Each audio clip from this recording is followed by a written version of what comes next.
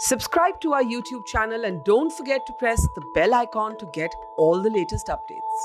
नमस्कार, मैं हूं अनूप और आप देख रहे हैं मोजो स्टोरी। आज हम बात करेंगे भोपाल की। जी हां, इस वक्त मैं हूं भोपाल के भदभदा विश्राम घाट में। यहां पिछले दिनों क्या थे कोरोना के हालात, क्या थे यहां शमशान घाट पे लोगों को कैसे झेलना पड़ रहा था, कैसे जो है यहां के जो मैनेजर हैं वो मैनेज कर रहे थे कोविड पीक को। आज हम बात करते हैं, जानते हैं क्या था उस समय का हाल। आइए, अपना नाम बता दीजिए, यहाँ क्या करते हैं? कृपा शंकर पटेल नाम है हमारा।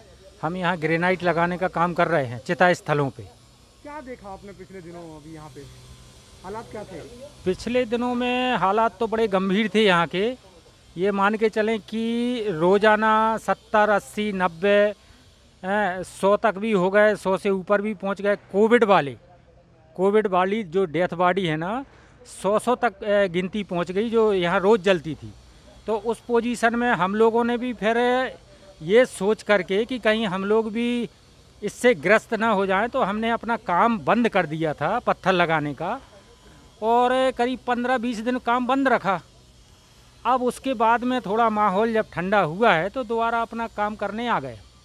ऐसे में जो आप बता रहे कि हालात बहुत गंभीर थे, लेकिन सरकार के जो आंकड़े आते थे वो बहुत कम आते थे, लगभग 300। सरकार के आंकड़े भी न्यूज़ पे हम लोग सुनते थे कभी कभी, तो वो तो सरासर झूठ थे, सरासर झूठ बोलते थे मीडिया वाले उस पे, है ना। यहाँ पे कुछ होता था, यहाँ पे जलते थे 80-100 और वो बताते थे कभी 35, कभी 40, कभी कुछ। ये सब चीज़ें हैं, अब क्या कर सकते हैं उसमें। तो क्या लग रहा है कि मतलब ये आंकड़े छुपा के सरकार क्या साबित करना चाहती है? अब वो तो सरकार ही समझ सकती साहब, अपन क्या उस पर वो करें, है ना। अब अपन क्या बोल सकते हैं, आम जनता कुछ बोल भी नहीं सकती। ये जो अचानक इतना फैला था माहौल, हाँ। इतना मामला खराब हो गया था, हाँ। अफरा-तफरी का माहौल हो गया था, किसकी लापरवाही थी? ये लापरवाही अगर कुल मिला के देखा जाए तो इतना बड़ा जो महामारी में नरसंहार हुआ है भारत देश में, अगर सरकार चाहती, छोटे मुंह बड़ी बात हो जाएगी अगर हम बात कर रहे हैं, पर सरकार के लिए सुझाव दे रहे कि अगर सरकार चाहती, जब 2 महीने पहले विदेशों में कोरोना फैल चुका था और न्यूज़ें देख रहे थे विदेशों की, तो उसी समय आवागमन बंद कर देना था। विदेशों से आने जाने वालों का आवागमन बंद कर देना था। भले ही वो भारतीय थे, उनको बोल देना था कि भैया आप अपना इलाज वहाँ करवाओ, है ना। किन किन दिक्कतों का लोगों को जो है सामना करना पड़ रहा था, मतलब कोविड के टाइम पे यहाँ लाशों जलाने के लिए क्या करना पड़ रहा था? क्योंकि स्पेस तो मुझे तो नहीं लगता कि इस शमशान घाट में इतना स्पेस था। अब देखिए साहब, हम लोग तो क्या है, पत्थर का काम करने वाले हैं, पर यहाँ देखते रहते थे। यहाँ के जो कार्यकर्ता कर्मचारी हैं विश्राम घाट वाले, वो लोग बहुत परेशान होते थे। दिन भर यहाँ शव जलाते थे, लपटों में, बिल्कुल आग की लपटों में झुलसते रहते थे बेचारे। बहुत मेहनत की उनने, मतलब। और यहाँ तो ये मान के चलें कि जगह ही नहीं बची थी। आपको लगता है कि घर में जो आइसोलेट थे बंदे जिनकी डेथ हो रही थी घर में, हाँ, उनको कोविड का नाम नहीं दिया जा रहा था?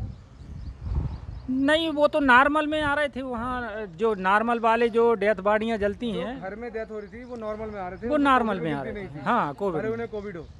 हाँ, ऐसा तो नहीं सुना है कि उनको कोविड में लिया गया हो। क्योंकि कुछ लोगों को लिया हो तो नहीं बता सकती। क्योंकि सरकारों की अपील पे ही और हॉस्पिटलों में जगह ना होने के कारण कई लोग जो है घर पे आइसोलेट हो गए थे, और घर पे ही उनकी इलाज ना मिलने के कारण जान चली गई। तो ऐसे में जो हॉस्पिटल से सिर्फ सवार थे वही कोविड में गिने जा रहे थे, या घर से भी आ रहे थे उन्हें भी गिनते? अरे साहब, अब वो कोविड तो था, इसमें कोई दो राय नहीं है, पर कुछ तो एक अलग समझ महसूस होता था कि मतलब कुछ ऐसे भी लोग हैं कि हाँ, उनको भी कोविड में वो कर लिया, हो गया बस।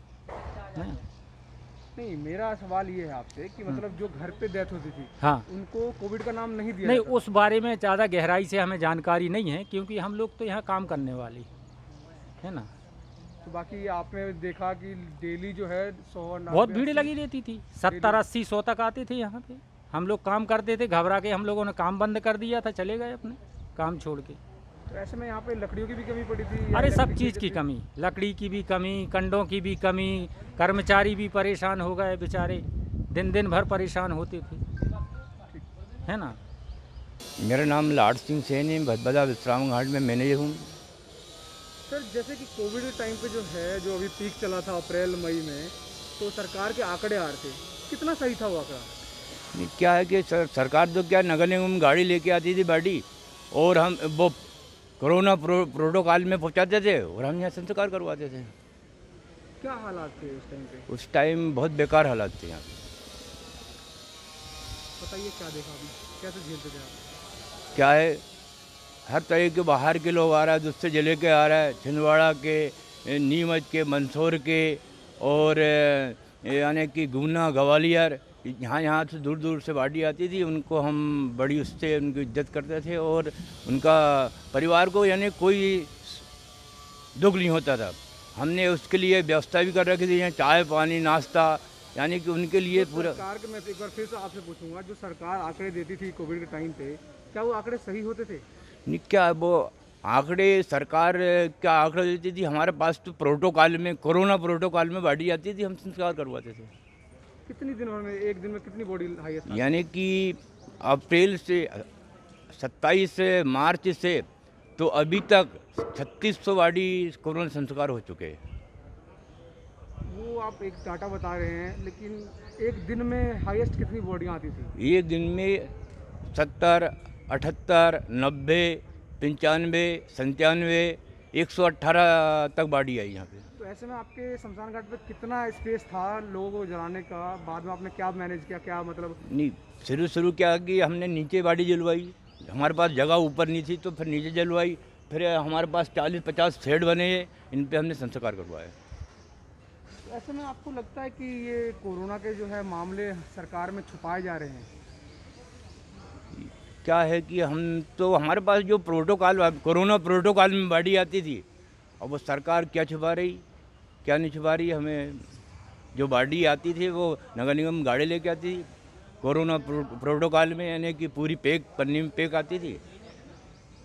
किसकी लापरवाही थी जो इतना हालत ख़राब हुए थे? किसकी है, क्या है कि लापरवाही तो क्या है कि हॉस्पिटल में भी ज़्यादा वो व्यवस्था सही नहीं हो पाई, ऑक्सीजन नहीं मिल पाया, कई बात रहती है। वो क्या बात। तो जैसा कि हमने यहाँ के मैनेजर से बात की, भदभदा विश्राम घाट के मैनेजर से, और यहाँ जो टाइल पत्थर का काम कर रहे थे उस समय पे उनसे बात की, तो उनका कहना था कि उन्होंने अपना काम बंद कर दिया यहाँ कोविड पेशेंट को देख के, जो कि वो डेली 100, 110, 90 ऐसे करके डेली जो है कोरोना की बॉडियाँ यहाँ जलने के लिए आती थी। उससे डर के उन्होंने काम भी बंद कर दिया था। और इन दोनों का साफ कहना है कि सरकार के जो आंकड़े थे वो सरासर झूठे थे।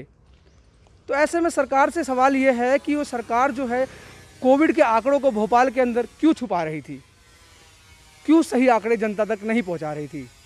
आप देखते रहिए हमारे साथ मोजो स्टोरी। मैं हूं Anoop. It's great to see you here. Thank you for watching our work. If you haven't subscribed yet, don't forget to click the bell icon and subscribe to Mojo Story and support independent, robust journalism.